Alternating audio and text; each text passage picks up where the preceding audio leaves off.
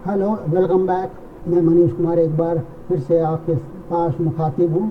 आज हम लोग बात करेंगे directive principles of state policy के बारे में। और इसके पहले हम लोगों ने फंडामेंटल राइट्स के ऊपर आप लोगों के साथ जानकारी साझा किया था। फंडामेंटल राइट जहाँ जो कि भारत के संविधान में पार्ट 3 में निहित है, वह भारतीय नागरिकों को नेगेटिव राइट्स प्रदान करता है, क्योंकि वह राज्य की शक्ति को सीमित करता है। वहीं दूसरी ओर part 4 of the Indian constitution में directive principles of state policy निहित है। वह भारत के नागरिकों को पॉजिटिव राइट्स प्रदान करता है। जहां एक और फंडामेंटल राइट्स भारत में पॉलिटिकल डेमोक्रेसी को इस्टेब्लिश करता है, तो वहीं दूसरी ओर सामाजिक और आर्थिक डेमोक्रेसी को इस्टेब्लिश करने का काम भारत के संविधान में निहित directive principles of state policy करता है। भारत के संविधान में directive principles of state policy को आयरिश कॉन्स्टिट्यूशन से प्रेरित होकर के भारत के संविधान में इसे भी सम्मिलित किया गया था।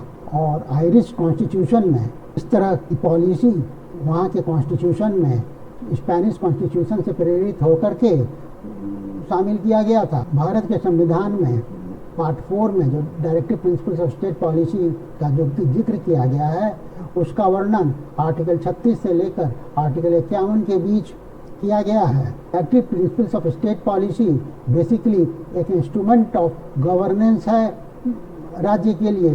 राज्य को रास्ता दिखाता है कि किस तरह की सामाजिक आर्थिक नीतियाँ उसे बनानी है, ताकि यहाँ के नागरिकों का भला हो, उनका उत्थान हो सके।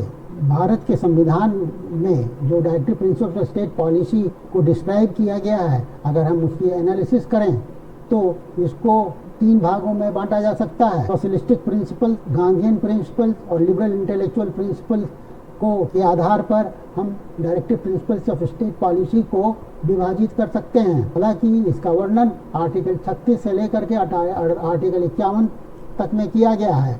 तो चलिए हम लोग सोशलिस्टिक प्रिंसिपल के आधार पर जिन बातों का जिक्र directive principle of state policy में है उसके बारे में हम लोग जानते हैं।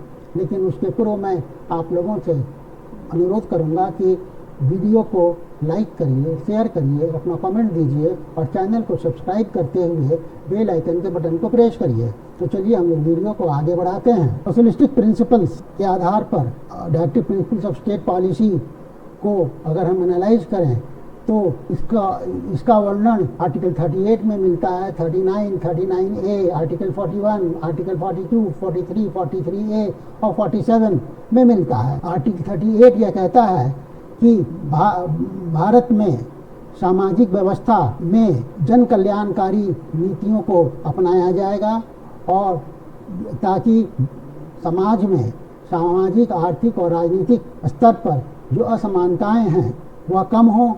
साथ ही साथ आय के आधार पर जो असमानता है वह उसमें भी कमी आए। इसके लिए सभी नागरिकों को सुविधाएं एवं अवसर प्रदान किए जाने की बात है। इसी प्रकार आर्टिकल 39 सभी लोगों को मीन्स ऑफ लाइवलीहुड मिले, इस बात को सुनिश्चित करने की बात करता है।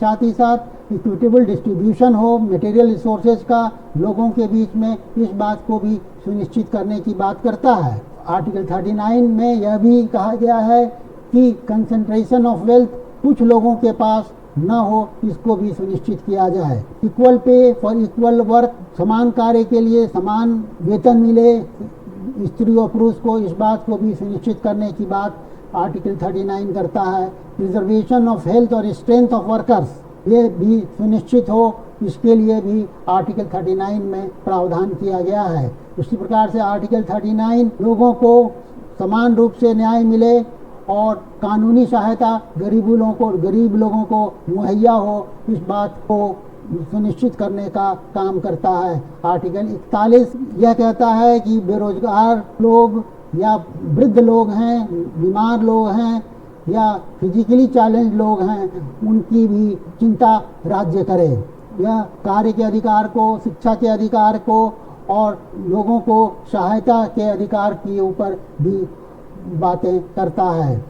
उसी प्रकार से आर्टिकल 42 यह तय करता है कि कार्यस्थल पर जो सुविधाएं हों वह न्यायपूर्ण हो तथा मानवीय हों।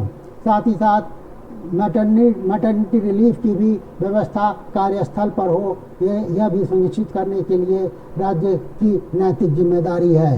इसी प्रकार से आर्टिकल 43 जब प्रावधान देता है कि लोगों का जीवन स्तर अच्छा हो और लोगों में और सभी लोगों को लोगों को समान रूप से सामाजिक और सांस्कृतिक अवसर मिले। आर्टिकल 43A में यह निहित है कि राज्य यह सुनिश्चित करेगा कि उद्योगों के प्रबंधन में वर्कर्स का भी पार्टिसिपेशन हो। और आर्टिकल 47 में यह कहा गया है कि भारतीय नागरिकों के न्यूट्रिशन है उसके लेवल को, उसके स्तर को बढ़ाया जाना चाहिए और और साधारण लोगों के का जीवन स्तर अच्छा हो, उनके स्वास्थ्य में सुधार हो, इस बात को सुनिश्चित करने का कार्य राज्य सरकार का है। इसी प्रकार से गांधीयन प्रिंसिपल्स की भी बात, गांधीयन प्रिंसिपल्स को भी अकोमोडेट किया गया है directive principles of state policy में, जैसा कि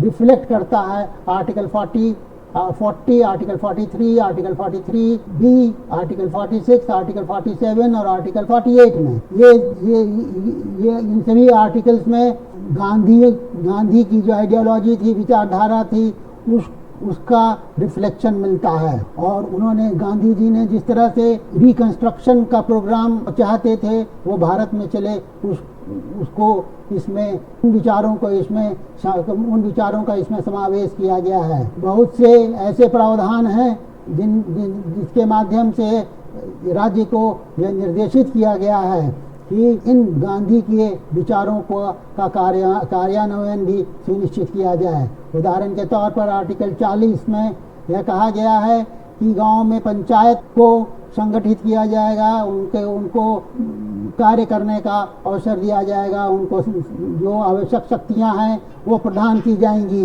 भारत में आर्टिकल 43 में यह कहा गया है कि ग्रामीण क्षेत्रों में कॉटेज इंडस्ट्रीज को प्रमोट किया जाए। आर्टिकल 43B में जो स्वैच्छिक प्रणाली है उसको प्रमोट करने की बात कही गई है और जो कोऑपरेटिव सोसाइटी का जो मैनेजमेंट है उसमें डेमोक्रेटिक कंट्रोल हो, इसकी बात कही गई है। आर्टिकल 46 इसी प्रकार कहता है कि SC/ST के एजुकेशनल और इकोनॉमिक इंटरेस्ट को प्रोत्साहित किया जाए और जो समाज के अन्य कमजोर वर्ग हैं उनको पर्याप्त प्रोटेक्शन मिले और ताकि उनका शोषण और सामाजिक रूप से अन्याय न हो। आर्टिकल 47 इसी प्रकार नागरिकों में शराब की लत न लगे और इसके लिए शराबबंदी की बात करता है। और आर्टिकल 48 में गौ हत्या को प्रतिबंधित करने की बात करता है और साथ ही साथ अन्य जो दूध देने वाली कैटल हैं, मनुष्य पशु हैं, उनको भी प्रोटेक्ट करने की बात करता है। और साथ ही साथ जो ड्राउट कैटल हैं उनके भी प्रोटेक्शन की बात करता है और साथ ही साथ उनके नस्ल में सुधार को भी सुनिश्चित करने के लिए नीति बनाने की बात करता है। इस प्रकार से जो डायरेक्टिव प्रिंसिपल्स हैं उसको लिबरल और इंटेलेक्चुअल प्रिंसिपल्स के तहत सम्मिलित किया जा सकता है। उदाहरण के तौर पर आर्टिकल 44 में यूनिफॉर्म सिविल कोड की बात कही गई है। यूनिफॉर्म सिविल कोड में इनहेरिटेंस के लिए प्रॉपर्टी की इनहेरिटेंस, सिविल लॉज को सभी लोगों का समान हो, इसकी बात कही गई है। उसके लिए यह अपेक्षा की गई है कि स्टेट इसके लिए समुचित कदम उठाएगा। उसी प्रकार से आर्टिकल 45 में अर्ली चाइल्डहुड केयर की बात कही गई है ताकि जब नवजात शिशु का अच्छा है उसका प्रबंधन हो सके। कि जो आयु सीमा रखी गई है वह 6 वर्ष तक है। संविधान के 86 अमेंडमेंट एक्ट के द्वारा एलिमेंट्री एजुकेशन को भी फंडामेंटल राइट के रूप में फंडामेंटल राइट बना दिया गया है और आर्टिकल 21A को सम्मिलित किया गया है पार्ट 3 में। इसी प्रकार से आर्टिकल 48 एग्रीकल्चर और एनिमल हस्बेंड्री को मॉडर्न साइंटिफिक लाइंस में उसको संगठित करने की बात कही गई है। और आर्टिकल 49 मॉन्यूमेंट्स को प्रोटेक्ट करने की बात करता है और ऐसे जितने भी हिस्टोरिकल प्लेसेस हैं उसको के संरक्षण की बात करता है और इसके लिए नीतियां बनाने की आवश्यकता के ऊपर राज्य को निर्देशित करने का काम करता है। उसी प्रकार से आर्टिकल 50 में यह कहा गया है कि जुडिशरी को एग्जीक्यूटिव से अलग होना चाहिए, और आर्टिकल 51 में कहा गया है कि अंतर्राष्ट्रीय शांति और सुरक्षा को प्रोत्साहित किया जाना चाहिए, और भारत का संबंध दूसरे देशों के साथ हार्मोनियस हो, सौहार्दपूर्ण हो, इस बात को सुनिश्चित किया जाना चाहिए। और साथ ही साथ जितने भी अंतर्राष्ट्रीय कानून हैं और संधियां हैं, उनके प्रति एक आदर की भावना हो, उसको माना जाना चाहिए। इसी प्रकार से जितने भी इंटरनेशनल डिस्प्यूट्स हैं, उसका आर्बिट्रेशन के माध्यम से सेटलमेंट किया जाए, इस बात की ओर भी राज्य को directive principles of state policy निर्देशित करता है। अब यहाँ पर हम लोग को यह जानना आवश्यक है कि अगर फंडामेंटल राइट्स और डायरेक्टिव प्रिंसिपल्स के बीच में कोई कॉन्फ्लिक्ट होता है, तो वैसी स्थिति में directive principle of state policy की क्या स्थिति होगी। और उसके पहले हम लोगों को यह जान लेना भी जरूरी है कि directive principles of state policy और फंडामेंटल राइट्स के बीच में क्या अंतर है। तो बेसिकली 4 अंतर हैं।